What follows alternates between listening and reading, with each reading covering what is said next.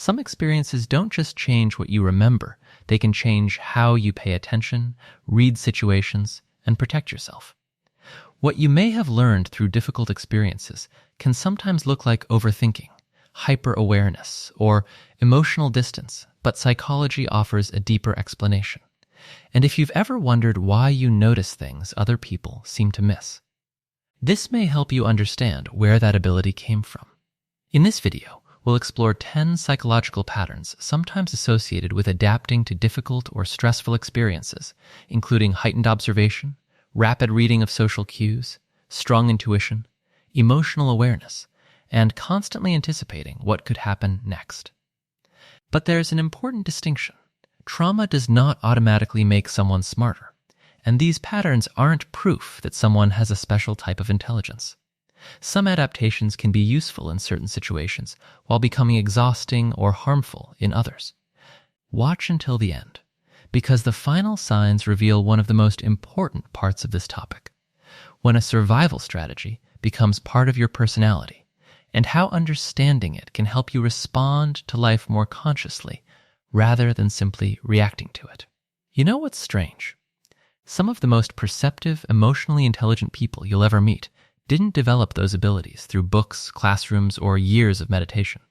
They developed them because at some point in their lives, they had to. Their nervous system was trained, not by choice, but by circumstances that required them to read rooms, predict moods, and think several steps ahead just to feel safe.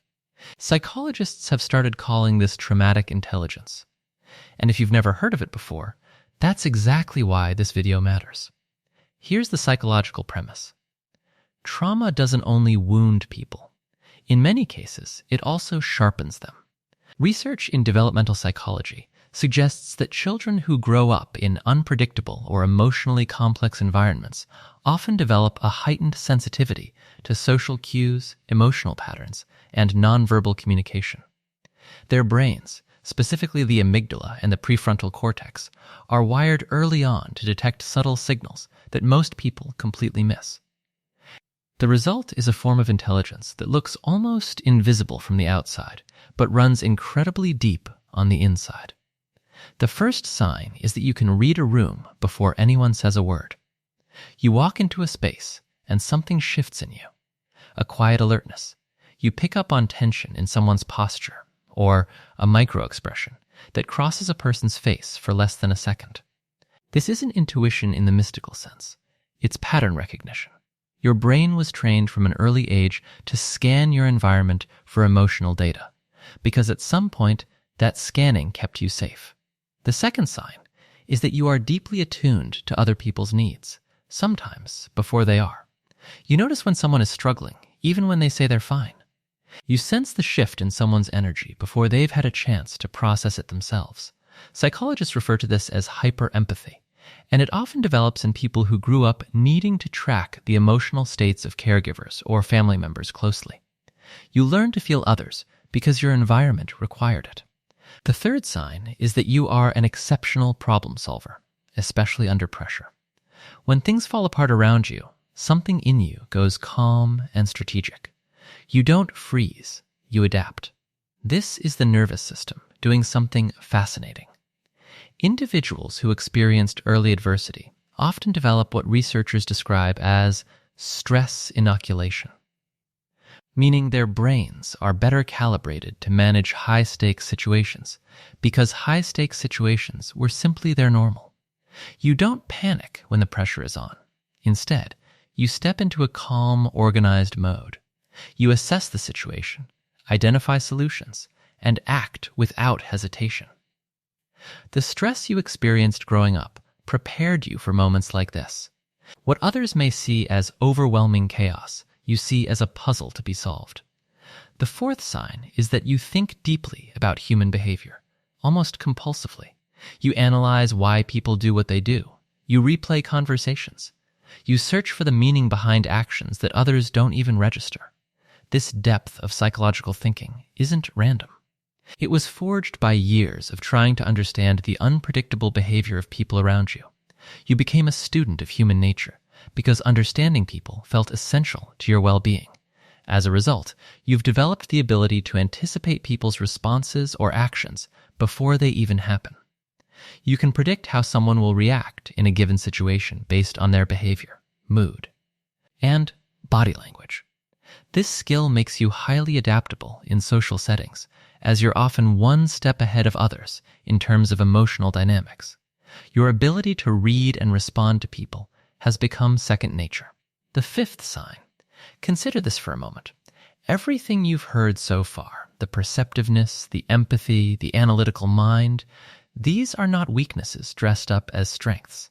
They are genuine cognitive and emotional adaptations, and they tell a story about how remarkably responsive the human brain is to experience. You develop this intelligence not out of luxury, but because your environment demanded it. What others might label as too sensitive or overthinking is actually the result of your mind working tirelessly to stay safe, to adapt, and to understand your surroundings better than most. The sixth sign is that you have a highly developed sense of self-reliance. You don't wait for people to rescue you. You build solutions independently and quietly. This self-sufficiency often surprises people who know you, but it makes complete sense developmentally. When the environment in childhood wasn't reliably supportive, the brain learned to internalize resourcefulness. Dependence felt risky, so competence became the default. You may have learned early on that asking for help wasn't always an option, so you had to find your own way.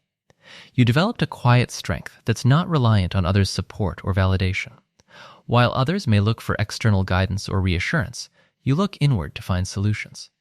And this quiet independence often gives you a sense of calm amidst chaos. The more challenges you face, the more you thrive in creating your own path. The seventh sign is that you feel things more intensely than the people around you seem to. Music hits differently. Injustice bothers you on a visceral level. A kind gesture from a stranger can genuinely move you.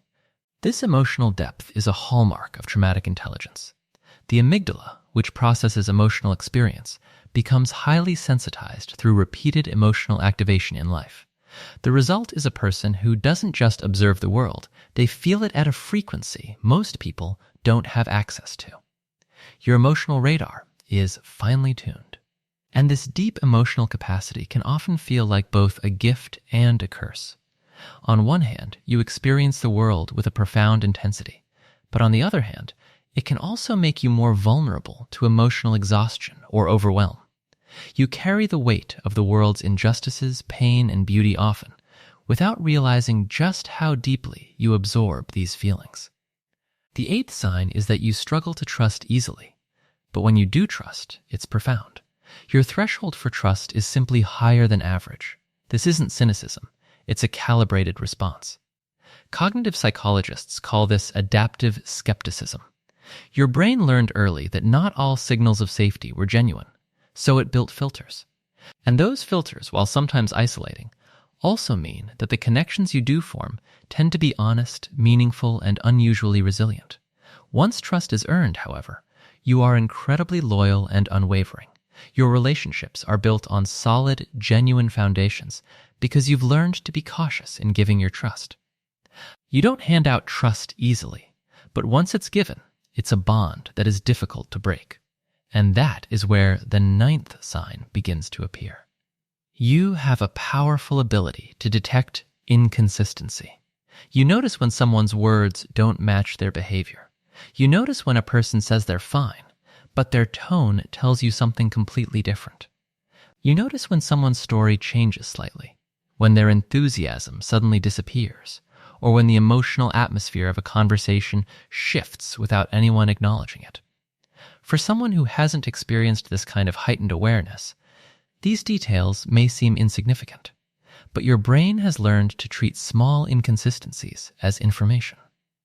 You don't necessarily sit there consciously analyzing every movement or sentence. Your brain does much of it automatically, comparing what you're seeing now with patterns you've already experienced before. This can make you remarkably perceptive, but it can also become exhausting when your brain has spent years scanning for changes in emotional conditions. It may continue scanning even when there is no immediate danger. You might walk into a perfectly safe room and still notice every change in someone's expression. You might receive a short text message and immediately wonder whether something is wrong. You might hear a slight change in someone's voice and start searching for the reason behind it. That's an important distinction to understand.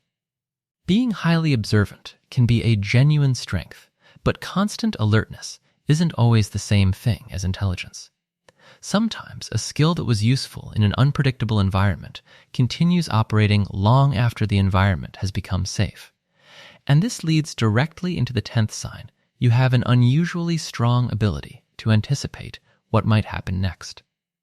You don't simply react to situations, you mentally simulate them.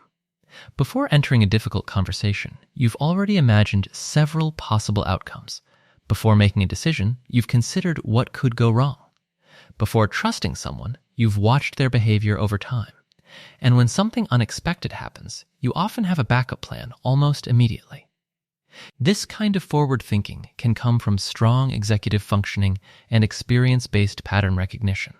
But for people who grew up in unpredictable environments, anticipation can also become a learned survival strategy. If you couldn't always predict what was coming, your brain learned to prepare for multiple possibilities. You may find yourself thinking, what if this happens? Or what if they react like that? Or what happens after this? To other people, this can look like overthinking, but inside your mind, it can feel like preparation. You've learned that being prepared feels safer than being surprised. And this is where the psychology becomes especially interesting, because the same mental process can produce both strength and exhaustion. Your ability to anticipate problems can make you excellent at planning, crisis management, and decision-making. But when the brain doesn't know when to switch that system off, preparation can turn into constant worry. You may replay conversations after they happen, not because you enjoy worrying, but because your brain is searching for information. Was there something I missed? Did their tone change? Did I say something wrong? What could happen next? The mind is essentially running a continuous risk assessment program. And sometimes, this can make you extremely difficult to surprise. You notice patterns early. You recognize behavioral cycles. You remember how situations unfolded the last time. And when you see the same sequence beginning again, something inside you immediately becomes alert. This is one reason people with difficult histories can sometimes appear unusually mature for their age. They may understand emotional dynamics that other people are still learning to recognize. They may know when an argument is about to escalate, when someone is becoming emotionally distant, or when a situation is becoming unstable. But again, psychology requires an important distinction here. These abilities aren't proof of a special intelligence created by trauma. There is no established scientific diagnosis called trauma intelligence. What researchers do recognize are adaptations that can develop in response to adversity, including heightened vigilance, increased sensitivity to environmental cues, and changes in how people regulate stress. And understanding that distinction actually makes the subject more powerful, not less, because it means you don't have to romanticize suffering to appreciate the adaptability of the human brain. You can acknowledge that something difficult happened without pretending that the difficulty was necessary for your strengths to exist. You can recognize the skills you developed without believing that you needed the pain that came with them. And perhaps one of the most important signs is that you have become exceptionally good at noticing what other people need, while sometimes struggling to notice what you need yourself. You might immediately recognize that a friend is overwhelmed. You might sense when someone needs reassurance. You might know exactly what to say when another person is going through a difficult moment. But when the same emotional situation happens to you, suddenly the clarity disappears. You become the person who understands everyone else while remaining confused about your own feelings. This can happen when someone learns early to monitor other people's emotional states more carefully than their own. Instead of asking, "What am I feeling?" the brain becomes trained to ask, "What is everyone else feeling? And what do I need to do about it?" Over time, this can create remarkable interpersonal awareness. But it can also create a habit of emotional self-neglect, You become highly skilled at adapting to other people while forgetting that you are also allowed to have needs, boundaries, preferences, and limits. Another subtle pattern is that you may dislike unnecessary conflict, but remain surprisingly calm during genuine emergencies. This sounds contradictory, but psychologically it can make sense. Everyday interpersonal tension may activate your awareness because it contains ambiguity. You don't know exactly what someone is thinking, where the conversation is going, or whether the relationship is changing. But when a real problem appears, the situation becomes clear. There is something to solve. Something needs to be done. And suddenly, your mind becomes focused. You stop worrying about possibilities and start dealing with reality. You assess what is happening, identify what matters most, and move toward the next useful action. People around you may even wonder how you remain so composed. They may say, "I don't know how you're staying calm right now." But what they don't see is that your calmness may have been built through years of learning how to function while your internal world was anything but calm. And this brings us to another fascinating pattern. You may have an unusually strong sensitivity to changes in your environment. A different tone, a different routine, a different expression, a door closing slightly harder than usual, a person becoming quieter than normal. These tiny deviations can immediately capture your attention. Your brain is constantly comparing the present moment with its expectations. When something doesn't match the pattern, attention increases. This is a normal feature of the human nervous system, but repeated exposure to unpredictability can make that monitoring system especially active. The problem is that your brain doesn't always know the difference between useful awareness and unnecessary vigilance. So even when you're safe, it may continue looking. Even when everything is fine, it may search for what could go wrong. And this is why someone can appear incredibly confident on the outside while internally processing an enormous amount of information. They aren't necessarily relaxed. They're simply experienced at functioning while their mind is scanning. That distinction matters because people often confuse emotional control with emotional absence. You may not react dramatically when something happens, but that doesn't mean you don't feel it. Sometimes the opposite is true. You feel it intensely. You simply learned how to contain it. You learned how to pause before reacting. You learned how to observe before speaking. You learned how to understand the situation before revealing what was happening inside you. And when that becomes a long-term habit, people may describe you as mysterious, private, or unusually composed. But beneath that composure can be a mind that is processing far more than anyone realizes. There is also another side to this adaptation. You may have an unusually strong ability to detect when someone is genuinely safe. Because you've learned to pay attention to patterns, you may not be impressed by words alone. You watch consistency. You watch how someone behaves when they're frustrated. You watch how they treat people who cannot benefit them.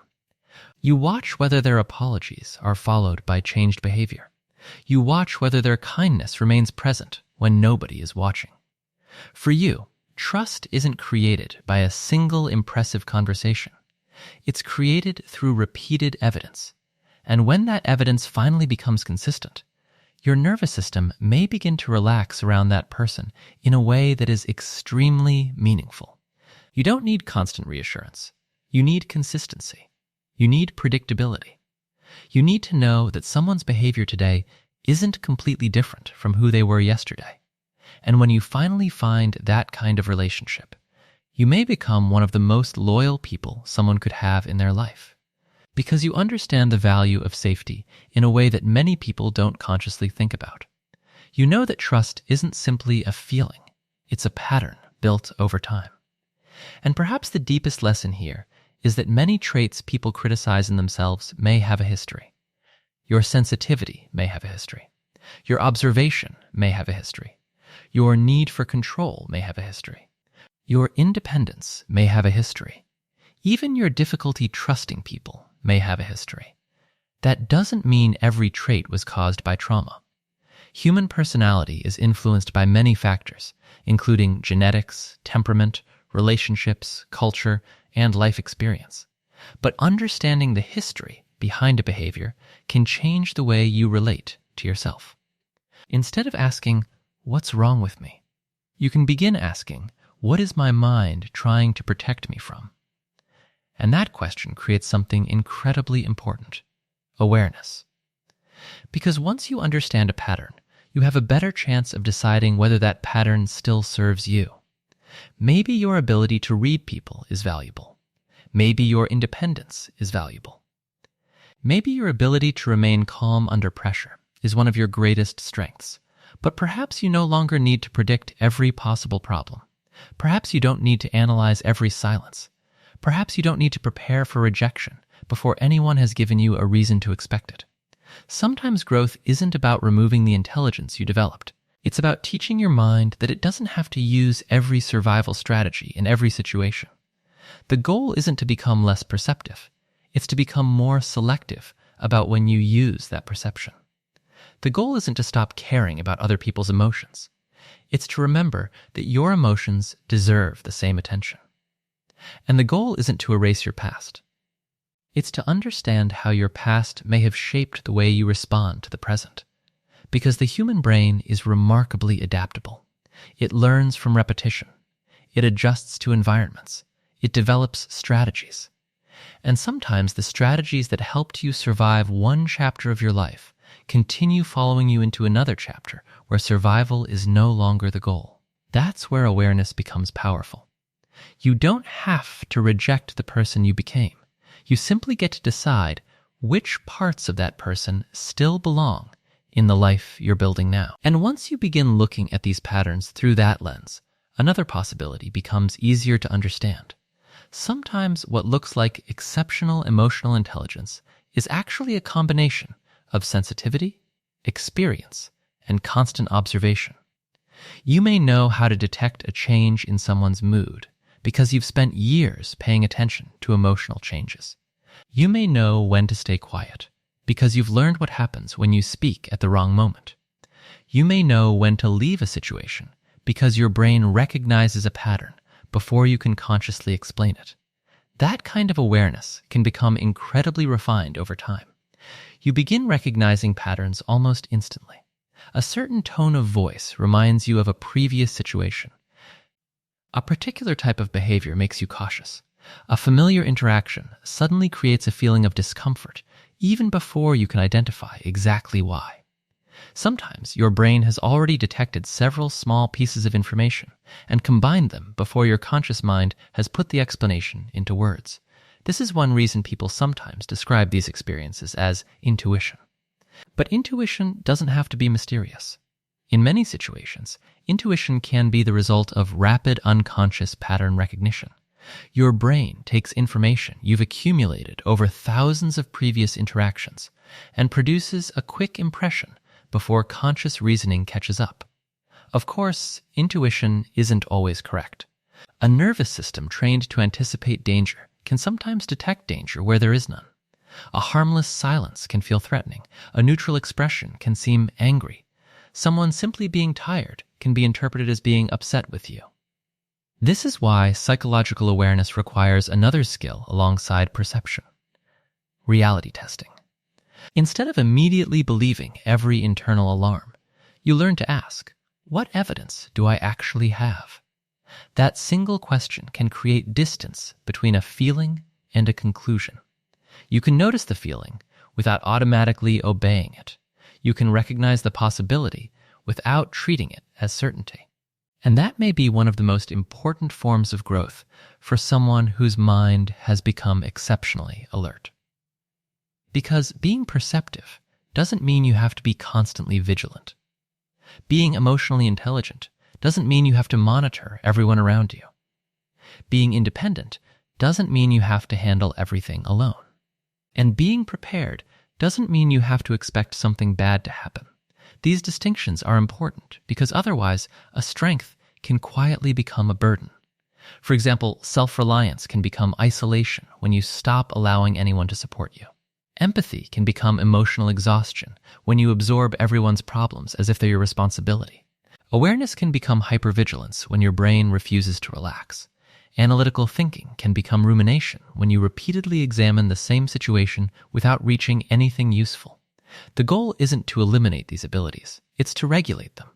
Imagine having a highly sensitive security system in your mind. When danger is genuinely present, that system can be extremely valuable. It notices changes quickly. It responds rapidly. It helps you protect yourself and make decisions. But imagine if the alarm remained active 24 hours a day. Eventually, even normal sounds would begin to feel threatening. The same principle can apply psychologically. A nervous system that has learned to stay alert may need to learn, gradually and repeatedly, that not every unfamiliar situation is dangerous. That process can begin with something surprisingly simple: noticing when you're safe. Not when everything is perfect, not when every person around you is predictable. Simply noticing the evidence that in this particular moment, nothing requires immediate action. You're sitting in a room. You're breathing. The conversation is normal. Nobody is demanding anything from you. You don't need to predict the next 5 minutes. You don't need to analyze someone's facial expression. You don't need to solve a problem that hasn't happened. For a mind accustomed to constant preparation, moments like these can initially feel strangely uncomfortable. But over time, learning to tolerate safety can become just as important as learning to recognize danger. And this is where the concept becomes much more empowering. Maybe the deepest form of intelligence isn't simply noticing everything. Maybe it's knowing what deserves your attention. You don't need to decode every person. You don't need to predict every outcome. You don't need to understand every silence. You don't need to carry every emotion you encounter. Sometimes intelligence means knowing when to analyze, and sometimes it means knowing when to let something simply be. This can also transform relationships. Instead of constantly asking yourself what another person might be thinking, you can sometimes ask them directly. Instead of assuming a change in tone means rejection, you can allow the other person to explain. Instead of preparing yourself for abandonment before anything has happened, you can give the relationship enough space to reveal what it actually is. That shift may feel unnatural at first, because your old strategy was based on prediction. Now you're practicing communication. You're replacing assumptions with information. You're replacing constant monitoring with trust that develops through evidence.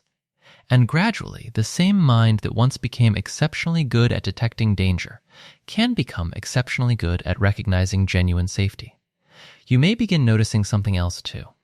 Your past doesn't have to determine the meaning of your future. The fact that you learned to be independent doesn't mean you can never depend on someone. The fact that you learned to question people doesn't mean nobody can be trusted.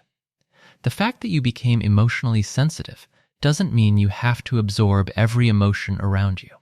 The fact that you became highly observant doesn't mean you must spend your entire life analyzing everything. Your adaptations can become choices. And that is a powerful psychological transition. Instead of saying, "This is just how I am," you can begin saying, "This is something I learned, and I can decide how I want to use it." That doesn't erase your history. It gives you agency over what happens next. And perhaps this is why people who have experienced difficult environments sometimes develop an unusually strong desire to understand psychology itself. They aren't simply curious about the human mind academically. They're trying to understand their own patterns. Why do I react this way? Why do I notice this? Why is trust difficult for me? Why do I need so much control? Why can I remain calm during a crisis, but become overwhelmed by small interpersonal changes? These questions can become a doorway into genuine self-understanding.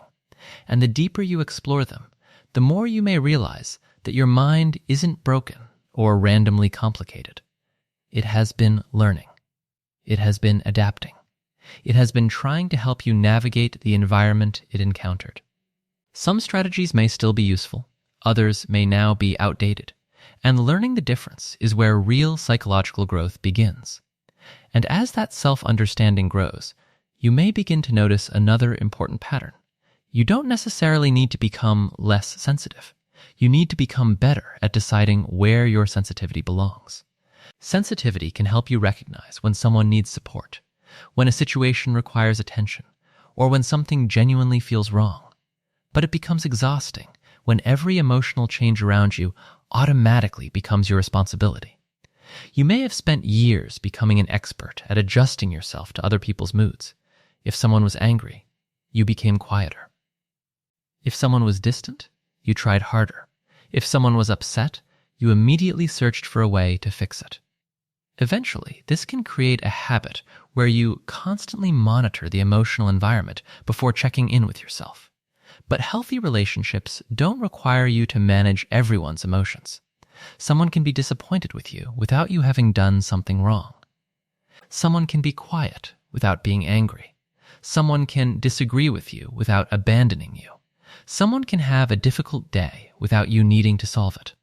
These may sound like simple ideas, but for a highly alert mind, they can represent a completely different way of interpreting social situations. You begin learning that not every emotional signal is an emergency.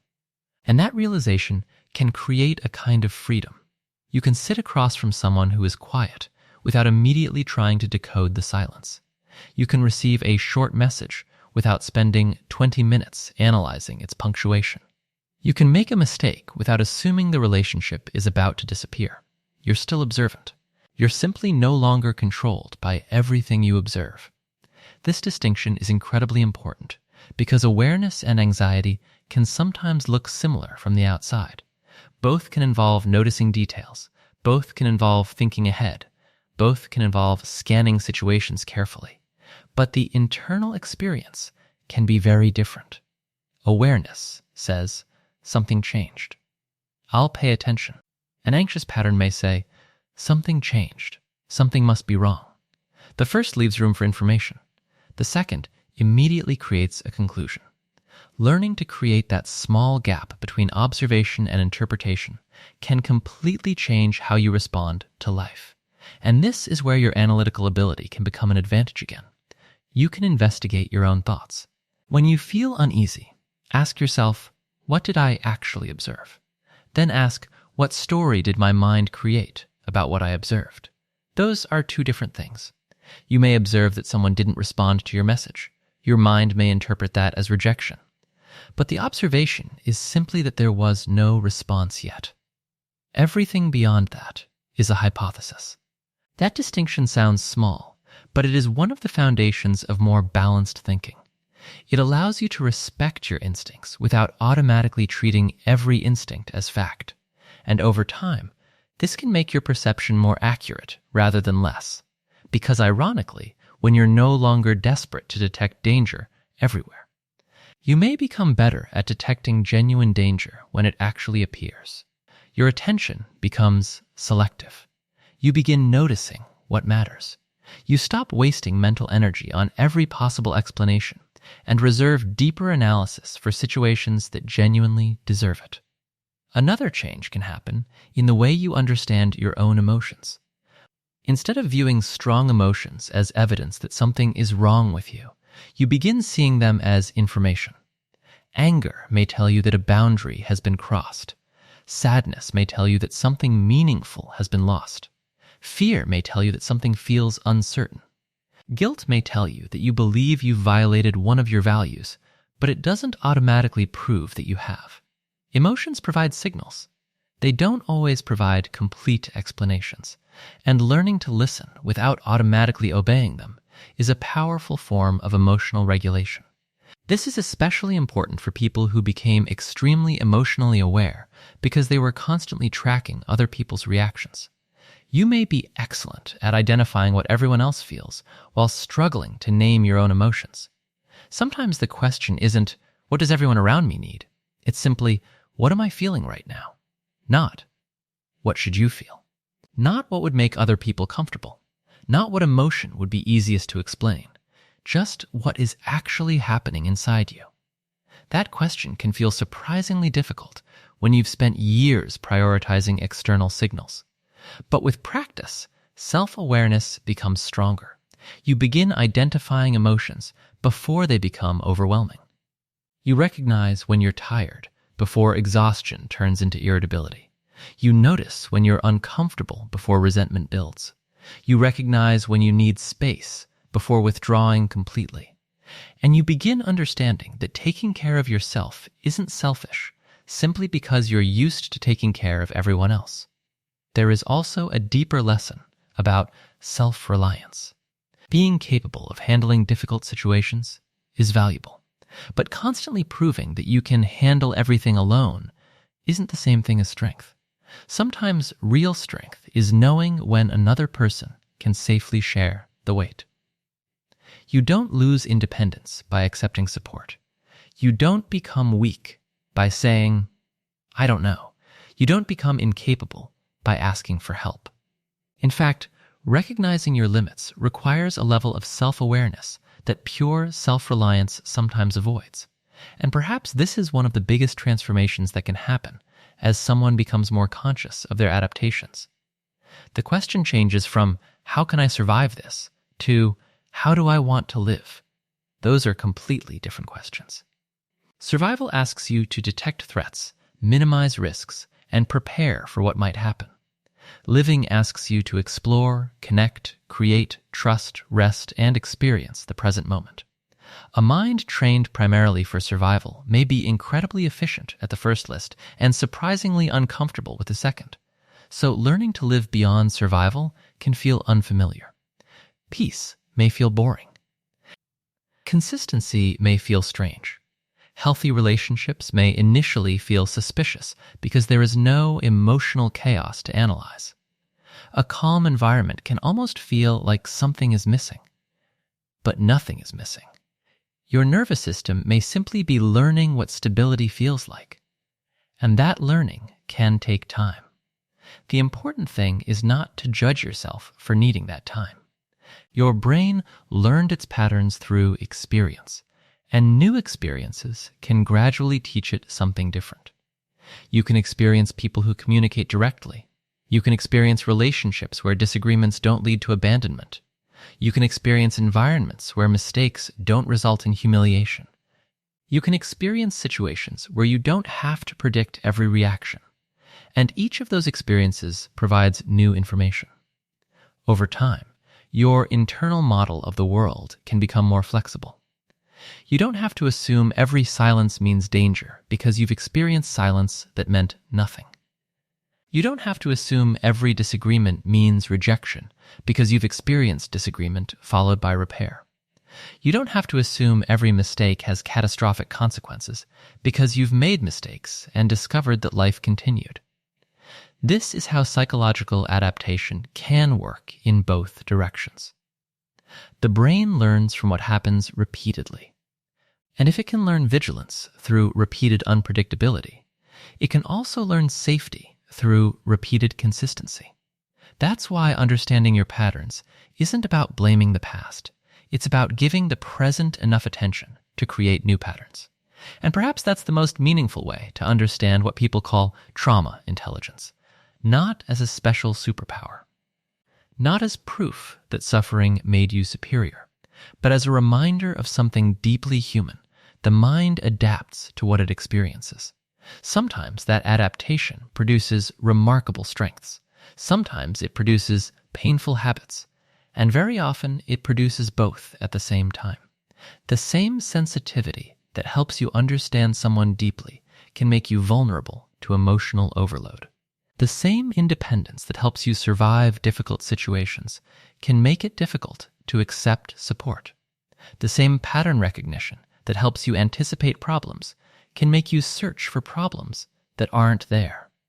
The same emotional awareness that makes you compassionate can make you absorb emotions that were never yours to carry. Understanding both sides is what makes the psychology meaningful, because you don't have to choose between seeing your strengths and acknowledging your struggles. You can do both. You can say, "This ability helped me," and also say, "I don't need to use it every second anymore." That isn't weakness. That's adaptation, becoming conscious. So, if you recognized yourself in several of these signs, remember this: your experiences may have influenced the way your mind learned to observe, adapt, and protect you, but they do not define your entire identity. What people sometimes call trauma intelligence is better understood as a collection of adaptations that can develop after difficult or unpredictable experiences. You may have become highly observant, emotionally sensitive, independent, cautious with trust, or unusually calm under pressure. These qualities can become genuine strengths, but they can also become exhausting when your mind continues using survival strategies in situations where you are already safe. The goal isn't to romanticize what happened to you or believe that suffering made you smarter. The goal is to understand yourself without judging yourself. You can keep your awareness without living in constant vigilance. You can remain empathetic without carrying everyone's emotions. You can be independent while still accepting support. And you can trust your instincts while learning to question the fear behind them. Perhaps the most important realization is this: you don't have to spend the rest of your life proving that you can survive what you've already survived. There comes a point when the mind has to learn something beyond survival it has, to learn how to feel safe, connected, present, and free. Your past may explain some of your patterns, but it doesn't have to control your future. And if this video helped you understand yourself a little better, take that understanding with you not as a label, but as a starting point for growth. Because sometimes the greatest sign of psychological strength isn't how well you learned to survive difficult circumstances. It's learning that you are finally allowed to live beyond them. If you found this video meaningful, subscribe to the channel for more psychology-based insights into the human mind, behavior, emotional patterns, and self-awareness. And share this video with someone who may need to hear this message.